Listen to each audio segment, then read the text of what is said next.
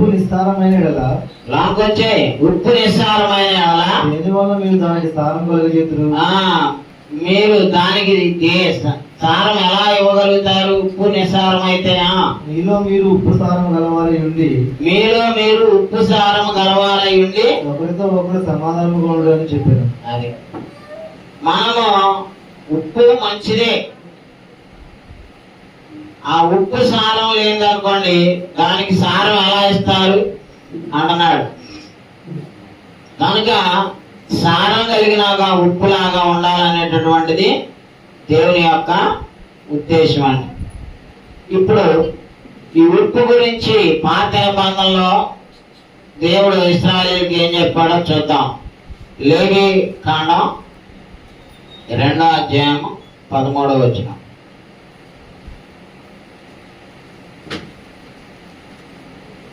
లేవి కాండం 2వ అధ్యాయం 13వ వచనం. నీవు అర్పించు ప్రతి నైవేద్యమునకు ఉప్పు చేర్చవలెను. అదే, నీవు అర్పించు ప్రతి నైవేద్యమునకు ఉప్పు చేర్చవలెను. నీ దేవుని నిబంధన యొక్క ఉప్పు నీ నైవేద్యం మీద ఉండవలను. నీ అర్పణలన్నిటితోనూ ఉప్పు అర్పింపవలను. అదే, మనం పాత నిబంధన ప్రకారంగా భక్తులు ఏదైనా ఇవ్వాలంటే ప్రతి అర్పణకి ఏం చేర్చాలంటమ్మా? ఉప్పు చేర్చాలంట. పాత నిబంధనలో భౌతికమైనటువంటి అర్పణలు ఇచ్చేవాళ్ళు, ఆ భౌతికమైన అర్పణలకి ఉప్పు చేర్చేవాళ్ళు. ఇప్పుడు క్రొత్త నిబంధనలో మనం భౌతికమైన ఏమి ఇవ్వం. మన జీవితమే, మన క్రిస్టియన్ లైఫే ఉప్పులాగా. అంటే ఆ ఉప్పు దేని గురించి చెప్పాడు? ఉప్పులాగా ఉండమని నైతిక విలువలు, నీతి, నిజాయితీ, పరిశుద్ధత, ప్రేమ, సమాధానం, ఇవన్నీ క్రైస్తవుడికి ఉప్పు లాంటి సారం కలిగిన జీవితం అని. రైట్. హెజ్కేలు 43:24 కూడా చూడండి. వాడు ఏ అర్పణ ఇచ్చినా ఎప్పుడు ఇచ్చినా దాంతో పాటు ఉప్పు చేర్చాలండి. పాత నిబంధనలో ఉప్పుని వాళ్ళు భౌతికమైనటువంటి అర్పణతో చేర్చేవారు. మరి మనం ఈ కొత్త నిబంధనలో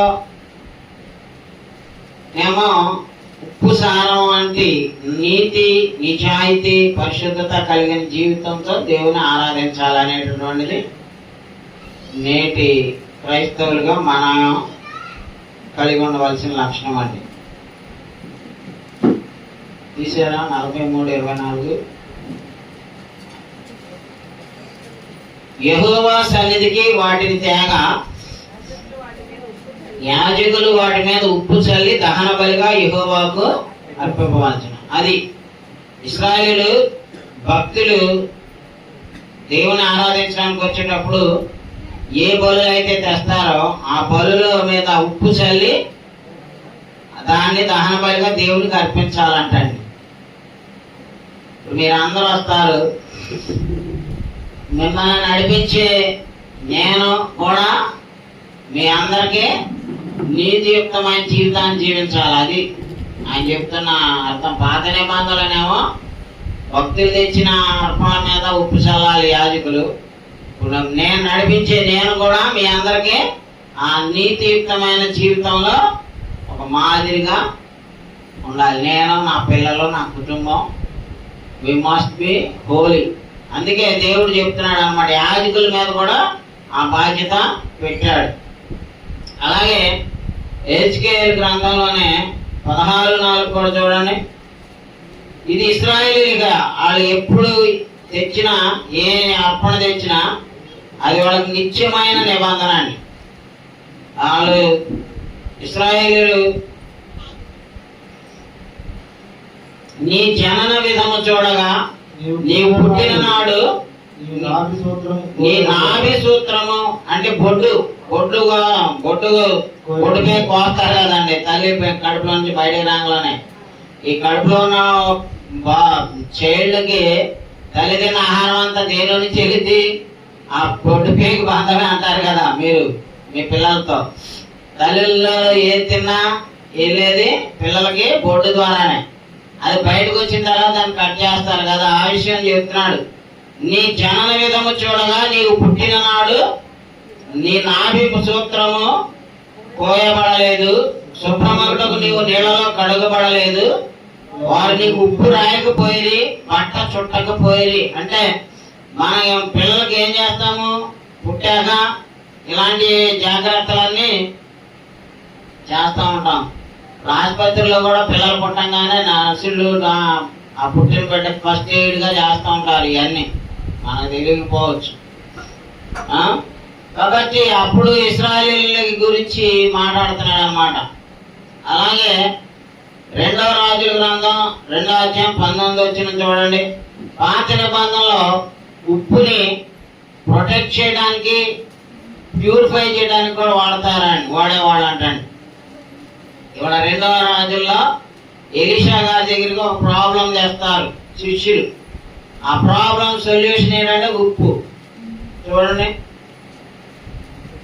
ఆ పట్టణపు వారు, ఈ పట్టణములో ఉన్న చోటు రమ్యమైనదని మా ఏలిన వాడమై నీకు కనబడుచున్నది, కానీ నీళ్లు మంచివి కాదు, అందుచేత భూమి నిస్సారమై ఉన్నదని ఎలీషా అనగా, అతడు కొత్త పాత్రలో ఉప్పు వేసి నా యొక్కకు తీసుకుని రండి అని వారితో చెప్పాను.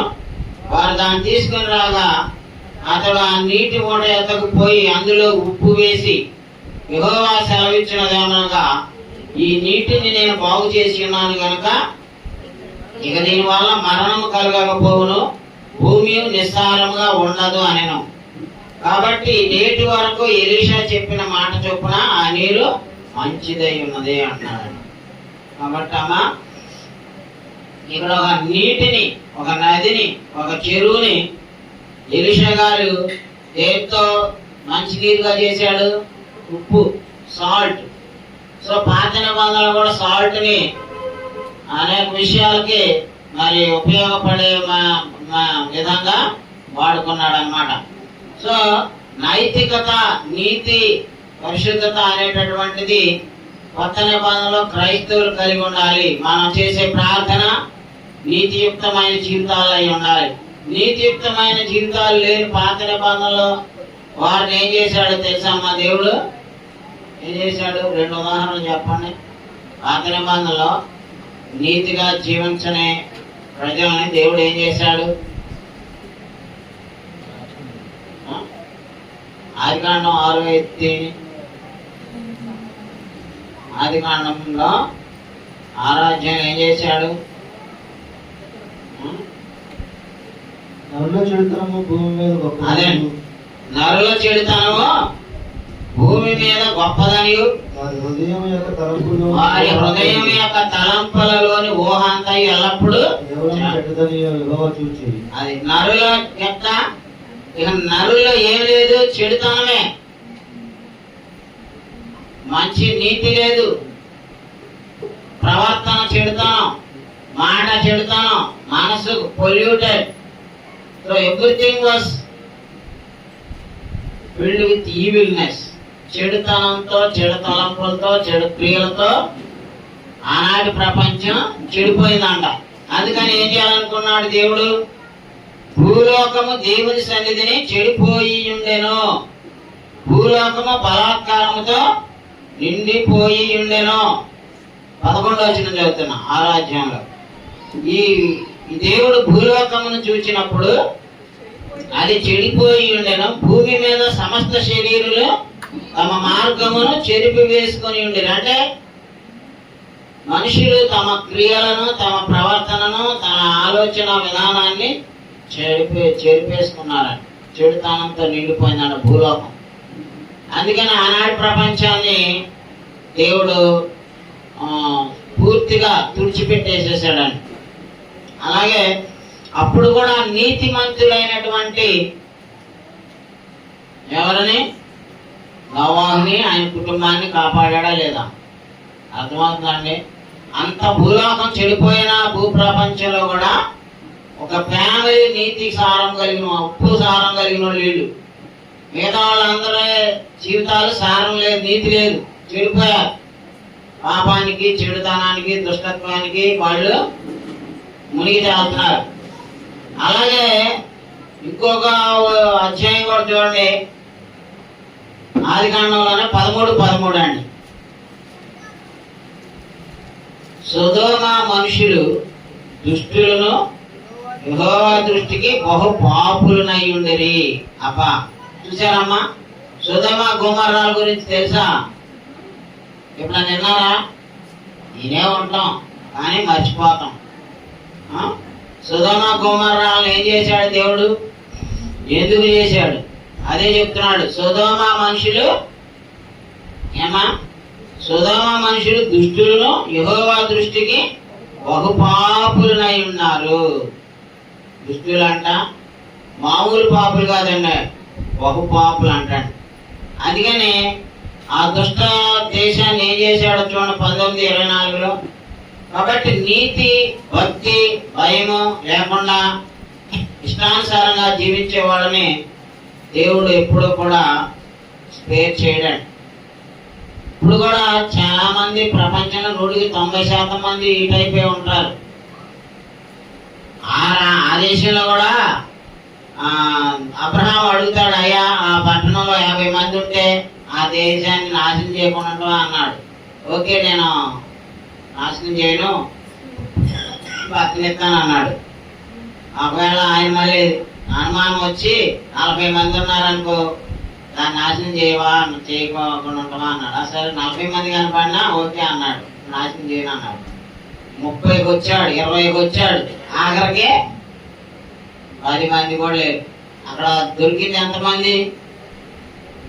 ఒక్క ఫ్యామిలీయేనండి. సొదొమ గొమొర్రాలు అంటే పెద్ద పట్టణాలు.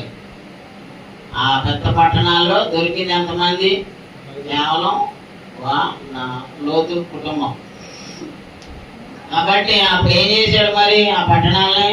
19:24 తీసారా? అప్పుడు యెహోవా సొదొమ మీదను గొమొర్రా మీదను యెహోవా యొద్ద నుండి గంధకమును అగ్ని ఆకాశం నుండి కురిపించి ఆ పట్టణంలో ఆ మైదానం అంతటిని, ఆ పట్టణంలో నివసించిన వారందరినీ, నేల మొలకలను నాశనం చేశాడు. అది పైనుండి ఏం కురిపించాడంటండి? గంధకమును అగ్నిని ఆకాశం నుండి కురిపించాడంట. దాని అనుమానమా? ఇప్పటికీ ఇది చూడండి, ఆర్కియాలజిస్టులు అనుకున్నారు అక్కడ ఇప్పటికే మొక్క కూడా మొలవట్లేదు. కాబట్టి మనం దేవునికి ఇష్టలుగా జీవించకపోతే మనల్ని కూడా బతకనివ్వడానికి.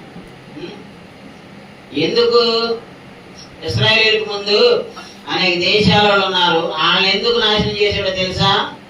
ఉప్పు సారం లేని జీవితాలు, అంటే నీతి లేని జీవితాల్లో జీవించడం వల్ల వాళ్ళని నాశనం చేశాడని బైబిల్ తెలియజేస్తున్నాడు. ద్వితీయోపదేశకాండం 9:3-5 చూడండి. ద్వితీయోపదేశకాండం 9. ఇక్కడ ఇశ్రాయేలు ఆ దేశంలో పెట్టాడు కదా, ఆ దేశంలో పెట్టక మునుపు ఆ దేశస్తులు నీ ఎందుకు నాశనం చేశాడో రీజన్ చెప్తున్నాడు. ఆయన మా ఊరికి అన్యాయంగా వాళ్ళని ఎలగొట్టి ఇతర దేశాలను చంపి వీళ్ళు తీసుకురాలేదండి. ఆల్రెడీ వాళ్ళు చెడిపోయారు కాబట్టి వాళ్ళని నిర్మూలించి వీళ్ళని పెట్టాడు అన్నమాట. అది కారణం చెప్తున్నాడు వాళ్ళని ఎందుకు నిర్మూలించాడు. కాబట్టి నీ దేవుడు యెహోవా తానే దహించు అగ్ని వలె నీ ముందర దాటిపోచున్నాడని నేడు నీవు తెలుసుకున్నాము. ఆయన వారిని నశింపజేసి నీ ఎదుట వారిని కూలద్రోయుము. యెహోవా నీతో చెప్పినట్లు నీవు వారిని వెళ్ళగొట్టి వేగమే వారిని నశింపజేసేదవు. నీ దేవుడు యెహోవా నీ ఎదురు నుండి వారిని తోలివేసిన తర్వాత నేను ఈ దేశంలో స్వాధీనపరుచుకున్నట్లుగా యెహోవా నా నీతిని బట్టి నన్ను ప్రవేశపెట్టనని అనుకోవద్దు. ఈ జనముల చరిత్రమును బట్టి యెహోవా నీ ఎదురు నుండి వారిని వెళ్ళగొట్టున్నాడు. అదే ఎందుకు ఈ దేశ ప్రజలని వెళ్ళగొట్టి వాళ్ళని నాశనం చేసి ఇశ్రాయేలుకి వేస్తున్నాడు? నా నీతిని బట్టి, నా గొప్పతనాన్ని బట్టి ఇచ్చాడని మీరు అనుకోవద్దు అబ్బాయి. వాళ్ళు చెడుతనం చేశారు, అందుకని వాళ్ళని నాశనం చేసి మీకు ఇస్తున్నాను. మీరు చెడుతనం చేసి మిమ్మల్ని నాశనం చేస్తాను అంటున్నాడు. అర్థమవుతుందా? మనం దేవుని ఆశీర్వాదాలు పొందాలంటే మనం ముందు వాటిని వదిలిపెట్టుకోవాలి, అప్పుడు దేవుడు ఆశీర్వాదాలు ఇస్తాడు. ఇప్పుడు దేవుని నీతిని వాళ్ళు దయకొనకుండా ఉండటం వల్ల వాళ్ళు ఏం చేశారు? వాళ్ళ చెడుతనాన్ని బట్టి వాళ్ళని ఏం చేశాడమ్మా? ఈ జనముల చెడుతనమును బట్టి యెహోవా నీ ఎదుట నుండి వారిని వెళ్ళగొట్టుచున్నాడు. అది దేవుడు సొదొమ గొమొర్రా నాశనం చేయడానికి కారణం ఏంటి? వాళ్ళు బహుపాపులు, యెహోవా దృష్టికి దుష్టులు, చెడిపోయిన వాళ్ళు, బహుపాపులు. వాళ్ళు చేసే పాపాన్ని చూడలేక భరించలేక మనుషులు మొదలు పెట్టాలి. ఎందుకంటే ఆ మనుషులందరూ చెడిపోయారు. అక్కడ వాయువాసులు లేవు, సొదొమైట్స్ అంటారు కదా, అంటే పురుషులు, స్త్రీలు. సో ఆ విధంగా దిగజారిపోయింది తెలుసా. అందుకని ఆ చెడుతనాన్ని బట్టి వాళ్ళు నాశనం చేశాడు. ఇప్పుడు ఈ అనేక దేశాలు ఉన్నాయి కదా, వాళ్ళు ఎవరంటే 2వ వచనం చెప్తున్నాడు, వారు ఉన్నత దేహులు, వారు గొప్పవారు, వారు నీవు ఎరిగిన అనాకీలు వంశస్థులు. అనాకీలు ఎదుట ఎవరు నిలవగలరు అన్నమాట నీవు వింటివి కదా. అంటే అంత గొప్ప బలము గల జనములను ఆ ఒకటో చెప్తాడని, ఇశ్రాయేలు వినుము, నీకంటే గొప్ప బలము గల జనములను, ఆకాశమంటు ప్రాకారములు గల గొప్ప పట్టణములను స్వాధీనపరచుకుంటే నేడు నీవు యార్దానును దాటబోచున్నావు. చూసావమ్మా ఎంత గొప్ప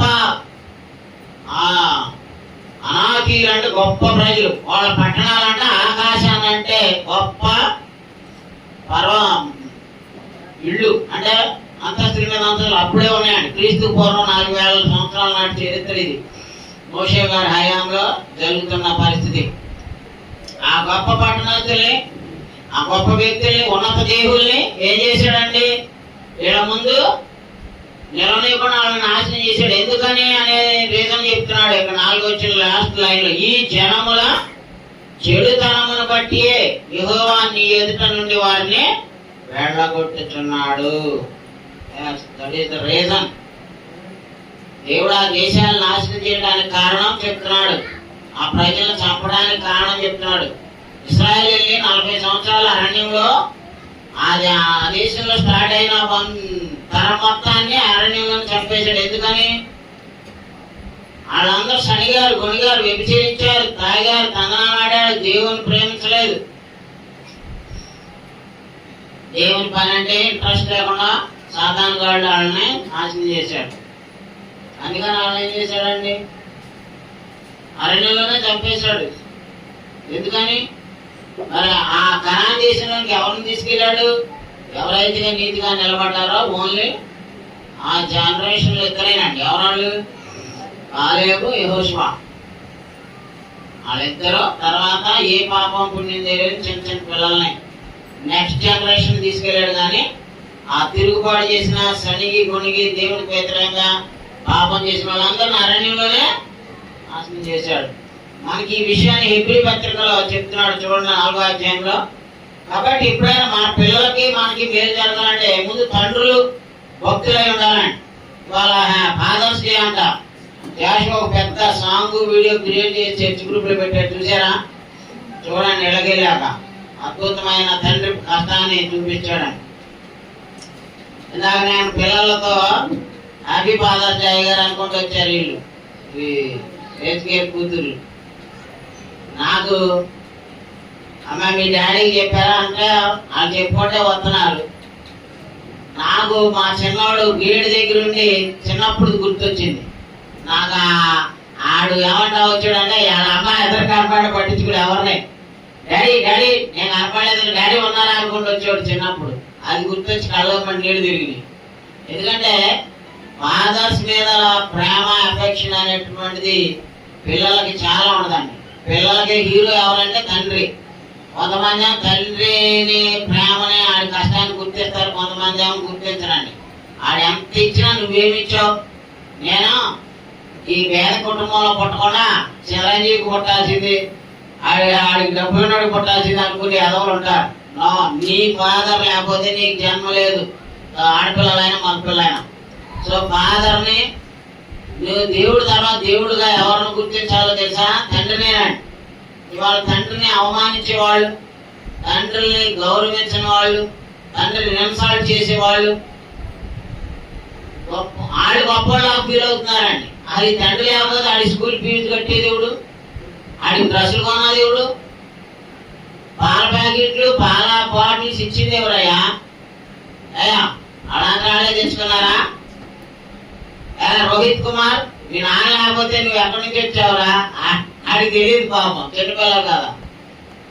పిల్లలకు తెలియదండి తల్లిదండ్రుల యొక్క బాధలు కష్టాలు, వాళ్ళు ఎంత వేదన, ఎంత తండ్రిని ఇవాళ చులకనగా చూసేవాళ్ళు. ఆడేదో 4 డబ్బులు సంపాదిస్తే ఈ యాదవ కింద కనపడుతున్నాడు. తండ్రి కొడుకు కంటే ఎక్కువ, తండ్రి కంటే కొడుకు ఎక్కువ సంపాదించు. దాని ఉంది. ఇప్పుడు నేను దేవుడి సేవ చేస్తున్నా, నా బతికి ఇప్పుడు ఇక్కడే. దేవుడి దయ వల్ల జాషువాకు ఉద్యోగం వచ్చింది, నా మీద 10 రెట్లు జీతం వస్తుంది. అఫ్ కోర్స్ అయినంత మాత్రం తండ్రిని అవమానించాలని ఉందా? అది ఎప్పుడు జరగదు.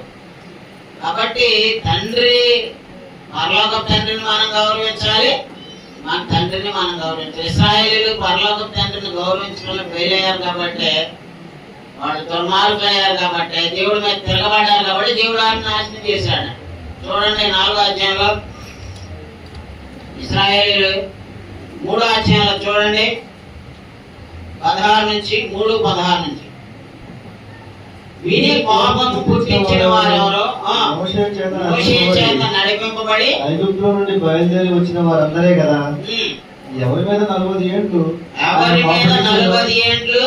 ఆయన పాపకిచ్చెను, పాపము చేసిన వారి మీదనే కదా వారి శవములు అరణ్యములో రాలిపోయాను. తన విశ్రాంతిలో ప్రవేశింపరని ఎవరి శవాలు అరణ్యంలో రాలిపోయినాయి? పాపం చేసిన వాళ్ళ శవాలండి.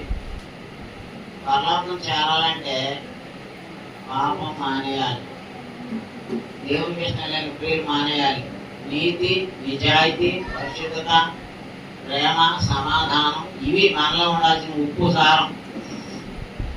అందుకే దేవుడు క్రైస్తవుల్ని మీరు లోకములకు ఉప్పై ఉన్నారు, సారం లేని ఉప్పులా ఉండమాకండి. సారం కలిగిన ఉప్పు అంటే నీతి, నిజాయితీ, సమాధానం, ప్రేమ, సంతోషం, ఆత్మఫలము కలిగిన క్రైస్తవులే దేవుని మహిమపరుస్తారండి. వాళ్ళు ఏం చెప్పారు? తమ విశ్రాంతిలో ప్రవేశింపరని ఎవరిని గూర్చి ప్రమాణం చేశాను? వారిని గూర్చే కదా. కాగా అవిశ్వాసం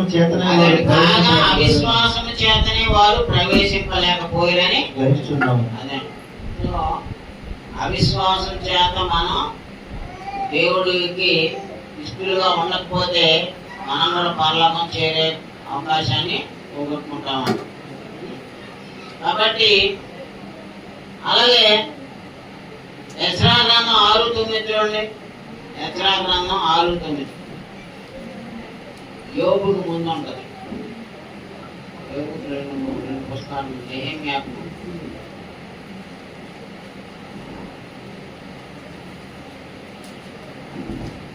మరియు ఆకాశమందలి దేవునికి దహన బలులు అర్పించుటకై కోడెలే గాని, గొర్రె పొట్టేలే గాని, గొర్రె పిల్లలే గాని, గోధుమలే గాని, ఉప్పే గాని, ద్రాక్షారసమే గాని, నూనెయే గాని యెరూషలేములో ఉన్న యాజకులు ఆకాశమందలి దేవునికి సువాసన అయిన అర్పణలు అర్పించి రాజును అతని కుమారులను జీవించినట్లు ప్రార్థన చేయ నిమిత్తమై వారు చెప్పిన దాన్ని బట్టి ప్రతిదినమును తప్పకుండా వారికి కావాల్సిన దాంతో ఇవ్వాలంటే, వీళ్ళు దేవునికి ఇవ్వడానికి ఈ బలులతో పాటు ఏమి ఇవ్వాలనేటువంటిదండి ఇక్కడ ఉప్పు కూడా. సో ఉప్పు అనేటటువంటిది పాత నిబంధనలో భౌతిక అర్పణలకి సజెస్ట్ చేశాడు. బట్ క్రిస్టియానిటీలో, క్రైస్తవ్యంలో ఉప్పు, సారం కలిగిన ఉప్పు మనలో మనం నీతి కలిగి జీవించడం, నిజాయితీ, పరిశుద్ధత. మనం చూసి పక్కనోడు ఎవడో వీడు అలాంటోడు అని అనుకోనటువంటి, నిందించుటకు విరోధికి అవకాశం ఇవ్వనటువంటి గొప్ప క్రైస్తవులుగా క్యారెక్టరైజేషన్తో చూపించాలండి. కొత్త నిబంధనలకు వద్దాం. లోకస్ వార్తలో 14:34 యేసుప్రభువు వారు ఇక్కడ కూడా క్రైస్తవులను ఉప్పుతో పోల్చాడు. ఆ ఉప్పు కలిగిన వారుగా అంటే సారం కలిగినటువంటి, పరిశుద్ధతగా ఉండాలనేటువంటి దాని ఉద్దేశం. ఉప్పు మంచిదే కానీ ఉప్పు నిస్సారమైతే దేని వల్ల సారము నిస్సారము దానికి సారము కలుగును. అది భూమికైనను ఎరువుకైనను పనికిరాదు కనుక దానిని బయట పారవేదురు. అది క్రైస్తవులమైన మనం నీతి నిజాయితీ పరిశుద్ధత మాట మీద నిలబడేటటువంటి సత్యమైనటువంటి క్యారెక్టర్ మనకు లేదనుకో, మన వల్ల మనల్ని కూడా దేవుడు ఆగిపారేస్తాడు, పరలోకానికి రానివ్వడానికి. అర్థమవుతుందా? క్రైస్తవుడు అంటే నీతి పరిశుద్ధత కలిగిన వాడుగా ఉండేవాడు అన్నమాట. అలాగే 1 కొరింథీ 7:16 చూడండి. మనము మన నీతి, మన పరిశుద్ధత, మన జీవితము కరెక్ట్ అయిందనుకో, వాక్యానుసారమైంది అనుకోండి, మన ఇతరులను రక్షించుకోగలుగుతాం. అదే మన ఇన్ఫ్లుయెన్స్ చేసేటువంటిది. ఓ స్త్రీ, నీ భర్తను రక్షించేదవో లేదో నీకేమి తెలియను. ఓ పురుషుడా, నీ భార్యను రక్షించేదవో లేదో నీకేమి తెలియను. అంటే మనం మన భార్యతో మన బిహేవియర్ అంటే మన క్యారెక్టర్ ఎలా ఉంటుందో, మన క్యారెక్టర్ని బట్టి మన భార్య మారిద్దంటాడు. పురుషులకు చెప్తున్నాడు. మనలో భక్తి, ప్రార్థనా జీవితం, నీతి నిజాయితీ, దేవుని భయం లేదనుకో, భర్త ఆదివారం వెళ్ళొచ్చి బైబిల్ చదవడం అనుకో, ఎవరైనా అన్ని రాలని భార్య ప్రార్థనకు వచ్చిద్దా? ఆ దేవుడి మీద విశ్వాసం కలిగించాలి కదా. నీ భార్య నీ భర్త యొక్క ప్రవర్తన చూసే మారిద్దండి. భర్త ప్రవర్తన, భక్తి జీవితం, ప్రార్థనా జీవితం, వాక్యం పట్ల అతనికి ఉన్నటువంటి డెడికేషన్ చూసే భార్య మారిద్దండి. లైక్ స్త్రీలకు కూడా మీ భార్యల క్రైస్తవ జీవితాన్ని బట్టి భర్తలు కూడా మారుతారంటండి. అందుకే చెప్తున్నాడు. అంటే ఇన్ఫ్లుయెన్సింగ్ చేయగలిగిన, అంటే ఇప్పుడు ఉప్పు ఎలాగైతే అన్నేసిన రుచి రానటువంటిది, ఉప్పు వేస్తేనే కదా రుచి వచ్చేది. సో క్రైస్తవుడు కూడా తన కుటుంబాన్ని రక్షించుకోగలిగినటువంటి క్యారెక్టర్ కలిగిన వాడై ఉండాలండి. భక్తి, నిజాయితీ, నీతి. అందుకే యోబు గ్రంథం 6వ అధ్యాయము 6వ వచనం ఏమన్నాడో చూడండి. యోబు గ్రంథంలో 6వ అధ్యాయము 6వ వచనంలో ఏమా ఉప్పు లేక ఎవరైనా ఏం చేస్తారంటే రుచి లేని దానిని తిందురా, తినగలుగుతామా? తినలేం. అలాగే మనలో ఉప్పు సారం అంటే నీతి, భక్తి, పరిశుద్ధత, ఆ మాదిరి ఎగ్జాంపులరీ లైఫ్ లేదనుకో, నీ భార్య మారదు, నీ భర్త మారడు, నీ పిల్లలు మారాడు. So you are the living example. నీ కుటుంబానికి మీ ఇంట్లో పిల్లలు నన్ను చూస్తారా? నేను ఆయన చూసా, ఆయన మాదిరిలో నేను నడుస్తున్నా. ఎక్కడికి వెళ్ళినా ఆయనకి మంచి పేరే ఉంది, బోస్ ప్రసాదరావు గారు అంటే. సో ఆయన మంచి కొడుకుగా నేను ఆయన పేరు నిలబెట్టాను అనుకుంటున్నానండి. మీరు నా లైఫ్ని చూసుకోండి. నేను కూడా ఎక్కడ ఇంత చిన్న డాగు మర్చిపో లేకుండా బతుకుతున్నా ఈ రోజు వరకు. నేను ఒక ఆ ఫాదర్కి కొడుకుగా ఐఎమ్ ప్రౌడ్. నేను ఆయనకి ఎప్పుడూ ఎదురు తిరగల. ఎన్నడూ ఆయన అవమానించడం, కీర్తిపాత్రం ఉన్నదండి. ఎవడైనా సరే మీటింగ్లోకి వచ్చినప్పుడు చూస్తారు కదా, ఆయనకి ఏం చదువు లేదండి. 3వ తరగతి కూడా చదవరా, 2 నేను ఎంఏ చదివి, ఇంగ్లీష్ చదివే, పెద్ద బోర్డు కానీ ట్రాన్స్లేట్ చేస్తున్నాను. నేను ఆయన ఎప్పుడు ఎంత మందిలోనైనా నాకంటే ఘనంగా ఆయన్ని చూపిస్తా. ఏ పుస్తకం మీదైనా, ఏ పనిలోనైనా he will be the first priority in my life. నేను ఒక మంచి కొడుకుగా నేను ఆయనకి, అంటే నన్ను ఆ విధంగా మౌల్డ్ చేసుకున్నానంటే ఆయన గొప్పతనం. నిజానికి నేను నా పిల్లల్ని అంతగా మౌల్డ్ చేసుకోలేకపోతున్నా. ఆ విషయం ఇప్పుడు పెద్దోళ్ళు, ఇప్పుడు మా చిన్న చిన్న పిల్లలే అంటారు ఆ మాటలు. పెద్దోళ్ళు ఇంకేమంటారు? నేను మంచి కొడుకుగా సక్సెస్ అయ్యా కానీ మంచి ఫాదర్గా ఫెయిల్ అయ్యాను. దావీదు కూడా అంతే. వాళ్ళ పిల్లలు మాడేరు, అర్థమవుతుందా? ఆయన చెడ్డ పేరే వచ్చింది. సో మనం ఎప్పుడైనా సరే ఫాదర్స్ గా కూడా సక్సెస్ అవ్వాలి. ప్రార్థనా జీవితం ఉండాలి, మంచి మాదిరి ఉండాలండి, మంచి నడవడిక ఉండాలండి. మన పిల్లల్ని ఇన్ఫ్లుయెన్స్ చేసుకోగలగాలి. మన పిల్లలు చెడు సావాసాలు పట్టమని చూసుకోవాలి. ఒకవేళ వాళ్ళు ఏదైనా తప్పుడు పని చేస్తున్నారంటే we must correct them. మనం చూసి చూడనట్టుగా వదిలేస్తే వాళ్ళు అదే రైట్ అనుకుంటారు. ఎప్పుడు కూడా అది అవకాశం ఇవ్వకూడదండి. అందుకే ఓ స్త్రీ నీ భర్తను రక్షించుకుంటావో లేదో నీకేం తెలుసు, నువ్వు చూసుకో, నీ భర్తను రక్షించుకో. ఓ పురుషుడా నీ భార్యను నువ్వు రక్షించుకో. క్రైస్తవులని ఆదివారం వచ్చి బాప్తిసం పొందాము, మోకరాజు పొంది తీసుకుని వెళ్తే క్రైస్తవులు అయిపోవండి. అనుదిన జీవితం daily Christian living must be like salt, savoured salt, సారం కలిగిన ఉప్పులాగా మనం ఉండాలండి. అర్థమవుతుందా? కాబట్టి ఇక్కడ చెప్తున్నాడు అనమాట. 2 కొరింథీ 9:2 కూడా చూడండి. 2 కొరింథీ 9:2. కాబట్టి ఎప్పుడు కూడా మన క్రైస్తవ జీవితం అంటే నీతి కలిగిన క్రైస్తవ జీవితం లాగా ఉండాలండి.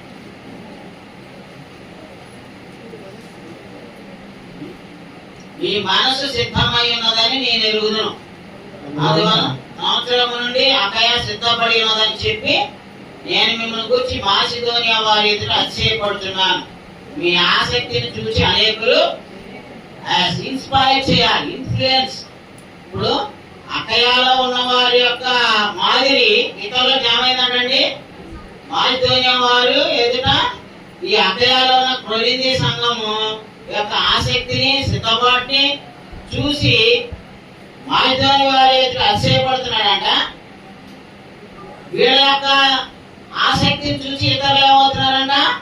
ప్రేరేపించబడుతున్నారు. అది భర్త దేవుని సన్నిధికి వెళ్ళడం, ప్రార్థన చేయడం, ఆ టైం టు టైం దేవుడికి భయపడుతున్న వ్యక్తిని చూసినప్పుడు భార్య ఆటోమేటిక్ గా భయపడుతుంది, పిల్లలు భయపడతారు. సో భయపడే ఇతరులను ప్రేరేపించేటటువంటి ఇన్స్పైరింగ్ లైఫ్ లీడ్ చేయాలంటే క్రైస్తవుడి యొక్క జీవితం ఇతరులకు ఇన్ఫ్లుయెన్సింగ్ గా ఉండాలి, మాదిరి. అలా వీళ్ళ ఆసక్తిని చూసి వాళ్ళు ఏమవుతున్నారంటమ్మా? అకయాలో కొరింథీ సంఘంలో ఉన్న వాళ్ళ ఆసక్తిని చూసి మాదిరి సంఘస్థులు ఏమవుతున్నారంట? ప్రేరేపించబడుతుంది. ప్రేరేపణ, ఇతరులను ఇన్స్పైర్ చేయగలిగేటటువంటి జీవితం నీది నాది జీవించాలండి ఇతరులు సంఘం ముందు. కాబట్టి అదే చెప్తున్నాడు. 1 తెస్సలోనికైలు 1:8 కూడా ఉంది. 1 తెస్సలోనికైలు 1:8 అక్కడ కూడా క్రైస్తవులు ఇతరులకు మాదిరి ఉంటున్నారండి. కాబట్టి మాసిదోనియాలోను అకయాలోను విశ్వాసులందరికీ మాదిరి అయి ఉంటుంది, మాదిరి అయితురి. మన రుజువులో క్రీస్తు ఇతర సంఘాలకు మాదిరి అండి. మనం మీటింగులు పెట్టాం, అది చాలా మంది ఇన్స్పైర్ అవుతున్నారు. మేము కూడా అలా గొప్ప మీటింగులు పెట్టాలి. మన దగ్గరకు వచ్చిన వాళ్ళందరూ ఇన్ఫ్లుయెన్స్ అవుతారండి. ఎందుకంటే మన ఆసక్తి, మన భక్తి, మన సాక్రిఫిషియల్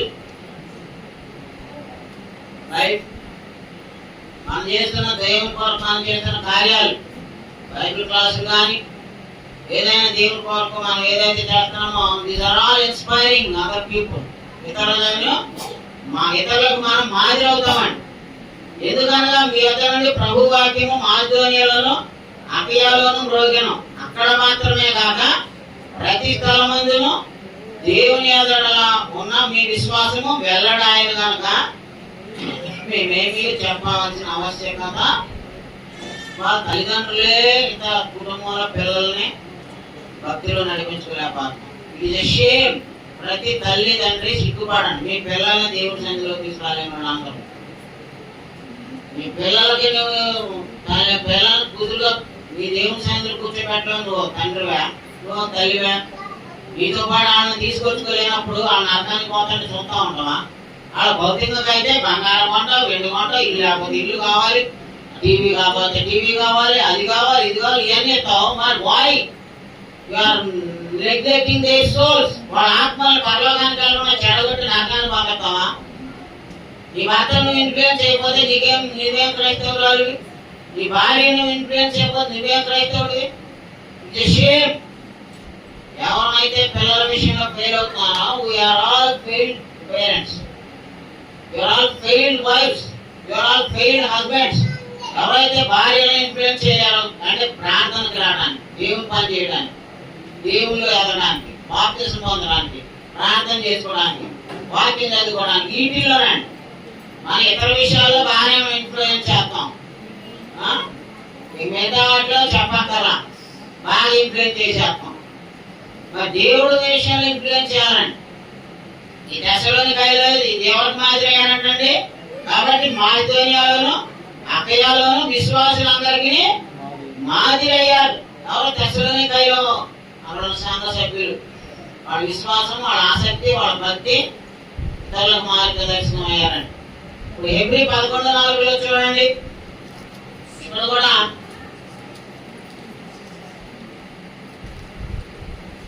ఒక ఆయన మనందరికి మాదిరిగా ఉన్నాడు. విశ్వాసమును బట్టి హేబెలు కయీను కంటే శ్రేష్టమైన బలి దేవునికి అర్పించింది. దేవుడు అతని అర్పణను గురించి సాక్ష్యం ఇచ్చినప్పుడు అతడు ఆ విశ్వాసమును బట్టి నీతిమంతుడని సాక్ష్యం పొందాడు. అతడు మృతి పొంది ఆ విశ్వాసం ద్వారా మాట్లాడుచున్నాడు. ఇతని విశ్వాసంతో కూడిన అర్పణలు ఇచ్చాడని దేవుడికి. అందుకని ఆయన ఇప్పటికి మనందరికి ఏమై ఉన్నారండి? నాకంటే నీకంటే గొప్ప మాదిరి దేవుడికి ఉన్నాం కదా. సో ఇలాగా మనం ఇతరులకు మాదిరికరమైన వాళ్ళుగా ఉండాలండి. అది ఉపసారం అంటే. చెడు ఇన్ఫ్లుయెన్స్ కాదండి. చెడు ఇన్ఫ్లుయెన్స్ ఇవ్వడానికి దేవుడు నిన్ను నన్ను చేయలేదండి. మంచి ఇన్ఫ్లుయెన్స్ ని ఇతరులకు మనం చూపించాలండి. మంచి కోసం మనం ఇన్స్పైర్ చేయాలి, ప్రేరేపించాలి, మాదిరిగా జీవించాలి. మనల్ని ఒకప్పుడు లోకంలో ఉన్నాం, ఇప్పుడు మనం ఏం చేశాడు దేవుడు? క్రీస్తులోకి వచ్చాం. క్రీస్తులోకి వచ్చాక కూడా ఆ పాత రోత బతికి మనం బతకూడదు. రోత ఆలోచనలు ఉండకూడదు. రోత విధానాన్ని వదిలిపెట్టాలి. చూడండి, కొలసి 1:13-14 చెప్తున్నాడు. ఆయన మనల్ని అంధకార సంబంధమైన అధికారంలో నుండి విడుదల చేసి తాను ప్రేమించిన తన కుమారుని యొక్క రాజ్య నివాసంగా చేసెను. ఆ కుమారుని యందు మనకు విమోచనం అనగా పాప క్షమాపణ మనకి. అది మనల్ని ఎక్కడి నుంచి ఎక్కడ తీసుకొచ్చాడు? పాప సంబంధమైన, చీకటి సంబంధమైన, లోక సంబంధమైన జీవితంలో జీవిస్తున్నాం. అలాంటి మురికి జీవితంలో నుంచి విడిపించి తీసుకొచ్చాడు. ఇప్పుడు మనం ఈ వెలుగు ఇతరులకు పంచాలి. అదే కదా యేసుప్రభువు ఏం చెప్పారు? మీరు లోకమునకు ఉప్పై ఉన్నారు, మీరు లోకమునకు వెలుగై ఉన్నారు. కాబట్టి నా ప్రియ సహోదరి సహోదరులారా, మనం దేవుడి పని చేస్తున్నాము, బాప్తిసాలు పొందాము, వంతనం పోతున్నాం, రొట్టె రాజ్యాలను తీసుకుంటున్నాం, ఇక అదే క్రైస్తవం అని మీలో చాలా మంది అనుకుంటున్నారు. మన లైఫ్ ఇతరులకు ఇన్ఫ్లుయెన్స్ చేసేదిగా ఉండాలి. మన మాటలు ఎలా ఉండాలి, మన సంభాషణ ఎలా ఉండాలో కూడా చెప్తారు. కొలసి 4:6 చూడండి. మనం దేవుని బిడ్డలం ఎలా ఉండాలో చెప్తున్నాడండి. ప్రతి మనుషునికి ఎలాగో ప్రత్యుత్తరం ఇవ్వవలెనో అది మీరు తెలుసుకున్నట్టుగా మీ సంభాషణ ఉప్పు వేసినట్టు ఎల్లప్పుడూ రుచి కలదిగాను కృపా సహితముగాను ఉండని. అది అయ్యా, మనం ఎల్లప్పుడూ మన మాట ఎలా ఉండాలంటే మన సంభాషణ ఎల్లప్పుడూ రుచి కలదిగాను కృపా సహితంగాను ఉండాలంట. ఉప్పు వేసినట్టు. ఉప్పు ఎక్కువైతే కూడా తినలేము, తక్కువైనా చెప్పకున్నదైనా కసిమైనా తినలేము. కాబట్టి ఎలా ఉండాలంట మాట? ఎల్లప్పుడూ రుచిగలదిగాను కృపా సహితంగా. అంటే మన మాట ఇతరులకు ధైర్యాన్ని ఇచ్చేదిగా, ఇతరులకు మేలు చేసేదిగా ఉండాలి, కృపా సహితంగా. అందుకే యేసుప్రభువు వారి నోట్లో నుండి ఆయన 3 రోజులు ఇంత వాక్యం చెప్పినా వాళ్ళు ఇంకా చెప్తే బాగుండని ఆకలి కూడా మర్చిపోయినారు 3 రోజులు. నేను ఇంకొక గంట చెప్తానంటే ఉంటారు మీరు? చలో టైం అయిపోయింది, ఇంకా ముగిడేయడానికి చూస్తూ ఉంటారు. ఇట్టా ఫోన్లో చూస్తుంటారు. మరి వాళ్ళకి దేవుని మాటలు యేసుప్రభువు వారు మాట్లాడినంత అద్భుతంగా నేను మాట్లాడలేను కాబట్టి నా ప్రసంగం గంటకే బోరు కొట్టి వెళ్ళిపోవాలని చెప్తారు కదా. యేసుప్రభువు వారు అయితే 3 రోజులు చెప్పినా ఆయన మాటలు ఏంటంటే ఇంకా ఆగలే మర్చిపోయారంట. వాళ్ళని చూసి శిష్యులు వచ్చి చెప్తారు, అయ్యా వాళ్ళు వచ్చి ఇప్పుడు 3 రోజుల నుంచి వాక్యం వింటున్నారు, మరి దారిలో పోతా సూర్యు పడిపోతారు ఆకలితో నీరసంతో, మరి వాళ్ళకి ఏమి లేదని చెప్తే యేసుప్రభువు వారు ఏమంటారు, మీరు వాళ్ళ భోజనం పెట్టండి రా అంటాడు శిష్యులతో. ఆడేమంటారు, ఇన్ని వేల మందికి మేళాలు తీసి పెడతాం, మా దగ్గర లేదన్నారు. ఇదిగో ఈ చిన్నపిల్లల దగ్గర, అదిగో సోరు లాంటి వాడి దగ్గర వాళ్ళ అమ్మ 5 రొట్లు 2 చేపలు నువ్వు వెళ్ళి తినుకుంటా ఏసఐ దగ్గరికి వెళ్ళి వాకి రాడానికి పంపించింది. ఆ పుట్టోడి దగ్గర ఉన్న 5 రొట్లు 2 చేపలు ఉన్నాయి, ఇంకెంతమంది మా దగ్గర లేవు, మేము ఎప్పుడు ఖాళీ ఒడిసేతో తిరుగుతుంటాం, ఈ అనగా మా దగ్గర ఏముంది అన్నారు. అప్పుడు ఆ 5 రొట్లు 2 చేపలు తీసుకొని ఆశీర్వదించి పంచండి రా అన్నాడు. వాళ్ళు పంచుతూనే ఉన్నారు, ఆ గంపలో ఖాళీ అవట్లా, పంచుతూనే ఉన్నారు. ఆ గంపలో ఇంకా 12 గంపలు మిగిలి అంటాడు, అన్ని వేల మంది తేనన్నాడు. సో యేసు ప్రభువారి బోధ అంత కృపాసహితంగా ఉంది. మనం కూడా క్రైస్తవులంగా మనం కూడా అలాగే ఉండాలండి. అంతేకాదండి, మనము పరలోక పౌరులం కాబట్టి మన జీవితాలనే అక్కడికి వెళ్ళాలనేటటువంటి లక్ష్యంతో జీవించాలండి. చూడండి 3:20లో ఏం చెప్తున్నాడు, మన పౌరస్థితి పరలోకమందు ఉన్నది, అక్కడ నుండి ప్రభు అయిన యేసుక్రీస్తు అను రక్షకుని నిమిత్తము కనిపెడుచున్నాం. అది మన పౌరస్థితి ఎక్కడ ఉందంటండి, పరలోకం అండి. సో మనం పరలోకానికి సిద్ధపడాలి. ఇప్పుడు ఆరాధనలో వాక్యపరిచర్య బోధ ఇవన్నీ ఎందుకండి, దేవుడు ఎందుకు ఏర్పాటు చేశాడంటే బాప్తిసం పొందిన వాళ్ళు క్రీస్తు లాగా మారాలి, క్రీస్తు స్వరూపంలోకి ఎదగాలి, చచ్చిపోయే లోపల కొన్నన్నా కరెక్ట్ చేసుకుంటూ బతుకుతామని. అర్థమంతా ఎవరో మన అందరం ఎవరో యేసు ప్రభు అంతా గొప్ప క్యారెక్టర్ లేదు మనకి. We all have some defects. మనందరిలోనూ ఏదో ఒక లోపాలు ఉంటాయండి. వాటిని సరి చేసుకోవడానికి ఈ యొక్క ఆరాధన వాక్యము ఏర్పాటు చేశాడండి. సో మనం పరలోక పౌరులుగా జీవించడానికి ప్రయత్నం చేద్దాం. 1 పేతురు 2:11 చూడండి. మనం ఒకప్పుడు ప్రజలుగా కాదండి, దేవుని ప్రజలుగా జీవించడానికి దేవుడు మనల్ని మార్చాడు. ఆ మారిన జీవితమే దేవుడు కోరుకుంటున్నాడు. ప్రియులారా, మీరు పరదేశులను యాత్రికులనై ఉన్నారు కనుక ఆత్మకు విరోధంగా పోరాడు శరీరాశలను విసర్జించండి అన్నాడు. అది మనం ఏం విసర్జించాలంటే, మనం ఏంటంట పరదేశులు అంట, యాత్రికులు అంట. మనకి ఒక 10 సెంట్లు ఇల్లు ఉండొచ్చు, 10 ఇళ్ళు ఉండొచ్చు, 10 అంతస్తుల మేడలు ఉండొచ్చు, కానీ అవన్నీ వదిలేసి పోవాల్సిందే. కుదిరిద్దా ఏమా? యాత్రికులు అండి, పరదేశులు అండి. అందుకే ఈ దేశం మంద కాదు, ఈ జీవితం మంద కాదు, ఈ శరీరమే మంద కాదండి. ఈ శరీరాన్ని కూడా ఆత్మ ఏం చేస్తుందండి, వదిలేసిపోవాలి. చాలా అది తెలుసుకోవాలండి. అప్పుడు ఇతరులను మోసం చేయటం, స్వార్థం, ధనాపేక్ష, దురాశలు, మన స్వార్థం కోసం ఎదుటి వాళ్ళని నాశనం చేయటం, ఇవన్నీ వదిలేస్తామండి. ఎందుకంటే మనం ఎంతగా దురాశలతో, ఎంతగా దుష్టత్వంతో మనం జీవించినా మనం ఒక రోజు దీన్ని వదిలిపెట్టాలి. వీఆర్ ఆల్ పిల్గ్రిమ్స్, మనందరం పరదేశులం, యాత్రికులం అంటండి. అందుకని ఏం చేయాలంట, ఈ లోకంలో మనకి పర్మనెంట్ ప్లేస్ లేదు కాబట్టి ఏం చేయాలంటే ఆత్మకు విరోధముగా పోరాడు శరీరాశలో విసర్జించాలి. అర్థమంగా మనకు ఉన్నదాంతో తృప్తి చెందాలండి. తల్లిదండ్రులు ఎంత బాధపడతారో తెలుసా? నా 3 చిన్నపిల్లలప్పుడు 1998లో మా చిన్నోడికి 2 ఏళ్ళు, మా అమ్మాయికి 6 ఏళ్ళు, మా పెద్దోడికి 4 ఏళ్ళు. ఆ 3 వదిలిపెట్టి నేను కాకినాడ వెళ్ళి వారం రోజులు అక్కడ ఉండి శని ఆదివారాలు ఇంటికి వచ్చి ఉండండి. మరి ఇక్కడ సంఘాన్ని కూడా పోగొట్టుకోవడానికి ఇక్కడ సేవ కొనసాగుతుంది. అజీజ్ఖాన్ మేళలో ఉన్నాం. అప్పుడు నా భార్య కింద బావిలో నుంచి తోడుకొని పైన తొట్లో పోసుకొని మళ్ళీ పైనుంచి తోడుకునేదాన్ని. 3 పిల్లల్ని బతికించుకునేది. నేనేమో వెళ్ళిపోయేవాడిని. అప్పుడు నాకు ఏ సపోర్ట్లు లేవు, ఏమి లేవు. మీరు ఇచ్చే సందాలు కూడా 10 పైసలు పావాలు ఇస్తే అవి అద్దెలు కడటానికే సరిపోయేవి కాదు. అంతకుముందు ఆర్థిక సమస్యలు వచ్చినాయి. సో అలాంటి టైంలో నేను నా పిల్లల కోసం 3000 జీతం అండి. అప్పుడు 3000 కోసం వాళ్ళ చదువులు, నాకేం తల్లిదండ్రులు పోగట్లేదండి. మా పెద్దయ్య గారికి ఏమైనా ఉందా, ఆయన కోటీశ్వరుడు అడిగడానికి ఆయన ఇదే ఇచ్చాడు. ఇప్పుడు ఆయన ఇల్లు అడగండి, ఆయన నువ్వేమి ఇచ్చావా ఆదా గారికి అనండి, నేను ఏ సైడ్ ఇచ్చానంటాడు.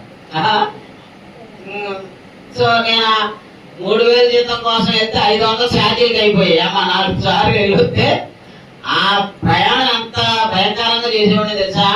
ఎక్స్ప్రెస్లకి అయితే డబ్బులు చాలమని పిల్లలకి అద్దె కట్టాలి, పిల్లల చదువులు, మళ్ళీ ఎస్డీలో పెట్టామని అలా వాళ్ళకి తిండి తిప్పల అద్దె ఇవన్నీ కోసం ఆలోచించి 10 గంటలు ఇక్కడ బస్సు ట్రైన్ ఉండేదండి అక్కడ జంక్షన్లో, ఏది రాయగడ టు గుంటూరు ఉండేది. అది ఇప్పుడు ఎక్స్ప్రెస్ అయింది. అప్పుడు 10ంటికి రావాల్సింది 11, 12 అయ్యేదండి. అక్కడ నుంచి వెళితే సామర్లకోటలో తెల్లారి గంట 3, 4 దింపోడు. అక్కడ ప్లాట్ఫారాల మీద పడుకొని దోమలతో గుట్టించుకొని తెల్లారాక మళ్ళీ అక్కడ ఒక్క 1/2 గంట లేట్ అయినా కొడుకు జీతం కట్టండి. ఆ కేజీ కుమార్ మాలవోడు ఒక 10 నిమిషాలకు లేట్ అయినా సరేనండి. నేనేమో అట్ట కష్టాలు పడి బతికా. నా భార్య ఇక్కడ 3 పిల్లలు పెట్టుకొని ఇక్కడ బాధలు పడేది. తల్లిదండ్రుల కష్టాలు ఇప్పుడు పిల్లలు గ్రహిస్తున్నారా? వాళ్ళ గ్రాంటెడ్ గా తీసుకుంటారండి. అయినా మనందరి క్రెడిట్ అమ్మలు కొట్టేస్తారు. మన బయట కష్టం వాళ్ళకి గుర్తుండదండి. అమ్మలు నాన్న తినరా అని 3 ముద్దలు పెట్టగానే వాళ్ళకి ఇచ్చేస్తారు క్రెడిట్. ఏజ్కేళ్ళు బయట ఎన్ని కష్టాలు పడుతుండో, ఎండలో వాళ్ళు ఎండ తిరుగుతుండో గాలికి ఎగిరిపోతుంది. నాన్న ఎప్పుడు వెనకాల ఉంటాడు. అదిగో నా తన లాంటి వాళ్ళ నాన్న హైలైట్ చేస్తాడు. అది స్టేటస్ చూస్తే నాకు చాలా సంతోషం కలిగింది. ఆ నాన్న హీరో లాగా చూస్తాడు.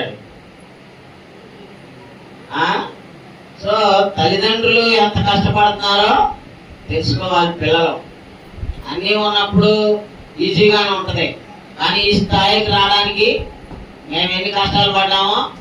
సైకిల్ మీద 3 పిల్లల్ని ఎక్కించుకొని నా భార్య ఊళ్ళో నా చిన్న కొడుకుని కూర్చోబెట్టుకునేది, మీ ఇద్దరు కూతుర్ని అదర కూర్చోబెట్టి బేబీ సీట్ మీద సైకిల్ మీద ప్రార్థన. అంటే ఇక్కడ గురునాథం ఇక్కడ నుంచి అక్కడికి వెళ్ళడం అంటే సైకిల్ మీదే. సో తల్లిదండ్రుల్ని వాళ్ళ పిల్లలు బాగా గౌరవించండి. నాకు అందుకే పెద్దయ్య గారు అంటే చాలా గౌరవం, చాలా ఇష్టం కూడా. 13వ తారీఖు వచ్చిందంటే ఏ నెలలోనైనా ఆయన గుర్తు రాకుండా ఉన్నాడండి. అందరూ తల్లుల మీద ప్రేమిస్తారు, నేను మాత్రం మా నాన్నగారిని ప్రేమిస్తాను. అమ్మగారిని ఎప్పుడో మర్చిపోయి, అమ్మగారు అసలు గుర్తురాదు, అది మర్చిపోయి 20 ఏళ్ళు అయింది. ఈయన మాత్రం, ఎందుకంటే I love my father more than anyone.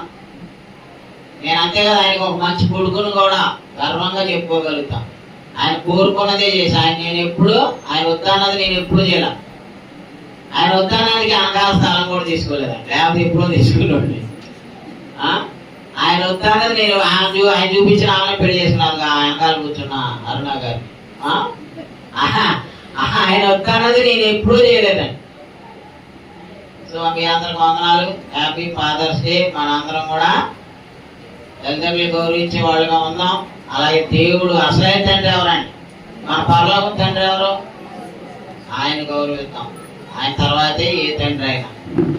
మన భౌతిక తండ్రుల కంటే కూడా ఆత్మీయ తండ్రి మన కోసం అన్ని ఇచ్చాడండి.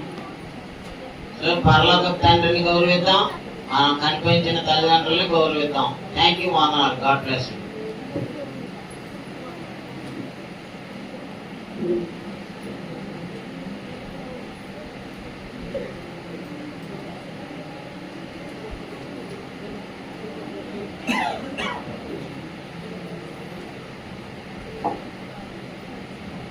పూజించిన పరిశుద్ధులందరికీ ప్రభు యేసు క్రీస్తు నామమున అందరికీ వందనాలండి. పూర్వక మా సహోదరులు పరిశుద్ధ లేఖనాల్లోంచి